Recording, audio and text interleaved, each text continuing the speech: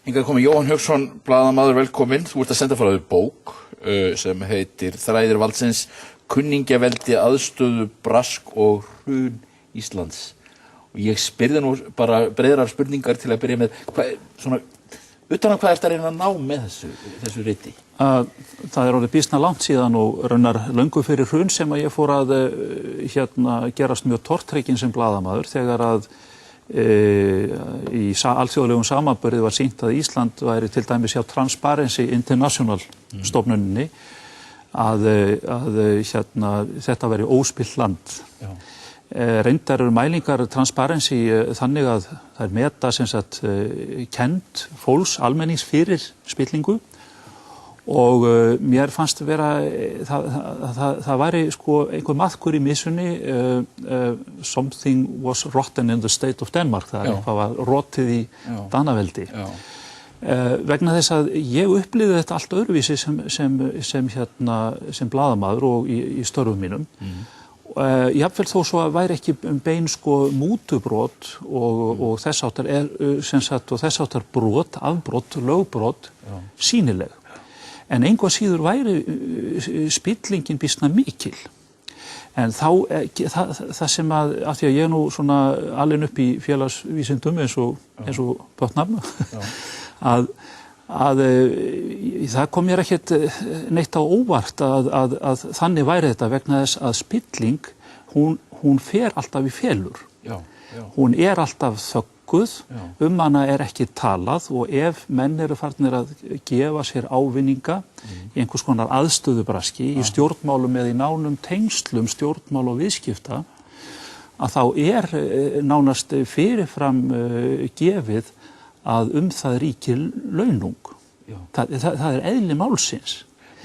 Ef að svona kerfi hefur þróast á mjög löngum tíma að því ég heyrði nú talað sko fjárhagsráðið sem var að útdeila jeppum sko eftir stríð til valinna bænda í klíkuþjóðfélaginu litla sæta sko þá er þetta ekki nýtt sko og það er spurningin hvernig menn voru tengdir inn í stjórnkerfið og þannig að það sem að sko ég vildi komast að og ég var byrjaður að skrifa sko þessa spillingu svo dálítið fyrir hrun sko en lykilatriði fyrir mér var að árið, eða það sem að vakti mig dálítið til umhugsunar var að árið eða aldamótin, þúsaldamótin í kringum 2000, þá undirritar Ísland samning, fullgildi samning við Evrópuráðið aðild að stofnun sem heitir GRECO.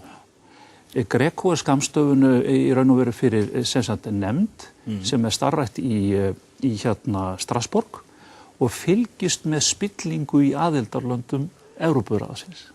Ef þetta eru vel flest löndin eru það innan.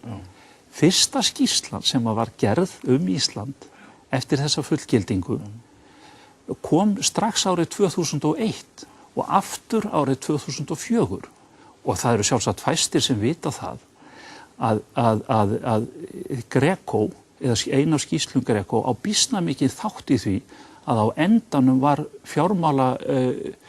voru stjórnmálaflokkana stokkuð upp.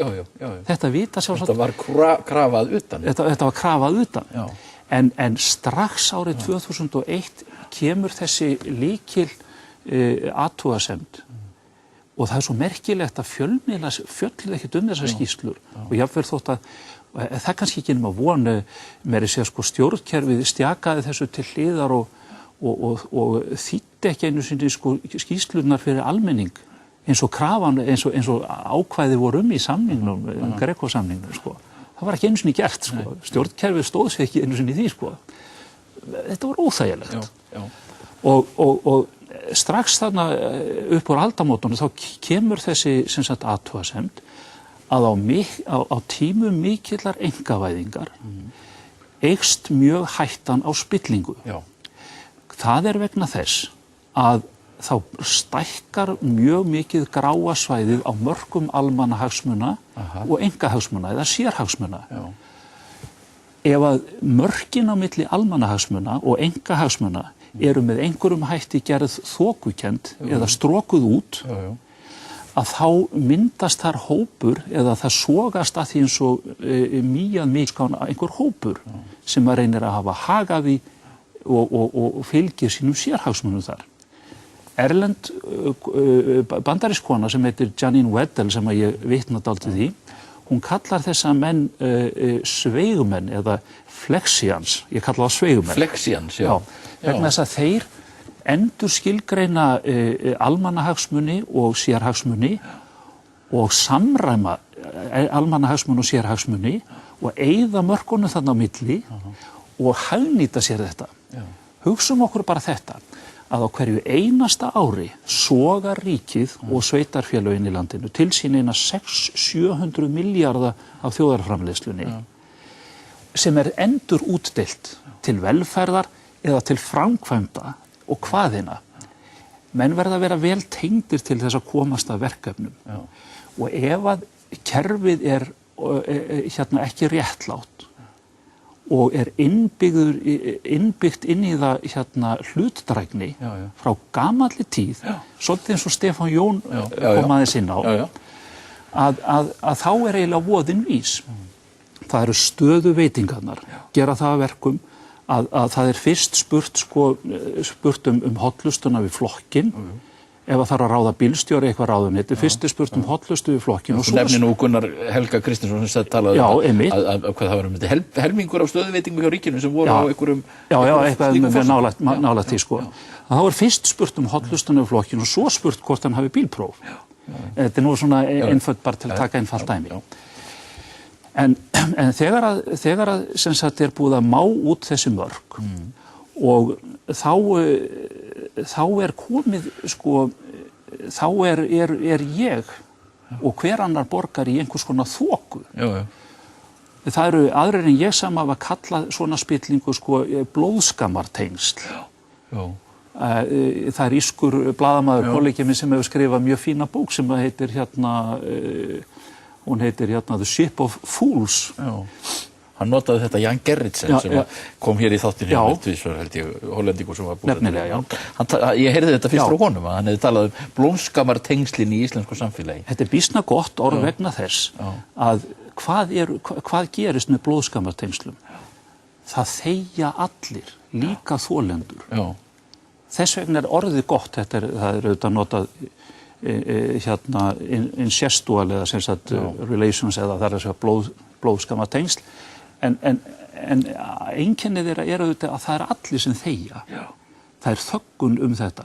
Ef einhver hefur hag af því, ef einhver hefur keypt sér áhrif, eins og ég kem að í einu kaflanum, ég bókstaflega sýni fram á það að það óhugsandi að stór framlög frá FL Group og Landsbankanum fyrir árið 2006 upp á 55 milljónir til Sjálfstæðisflokksins til dæmis hafi komið bara himnum ofan og verið í einhverju tómarúmi. Það algjörlega óhugsandi. Þú segir að þetta hafi tengst því að orkulindirnar menn voru að fjalla eignarhaldið og nýtingu orkulinda. Þeir hafa ætlað að fara í, það var það sem þeir ætlaði að fara í. Þeir vildu komast í arðinn og það kapitalistar meiga það alveg. Þeir meiga það alveg.